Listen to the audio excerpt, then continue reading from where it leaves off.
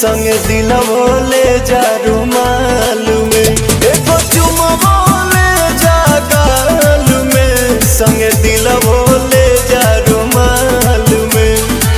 जातर रजवा चढ़ के जहाजवा पसिहन मोहिनी के जाल में, एगो चुमवो ले जा गाल में, संग दिलवो ले जा रुमाल में, एगो चुमवो ले जा गाल में, संग दिलवो ले जा रुमाल में।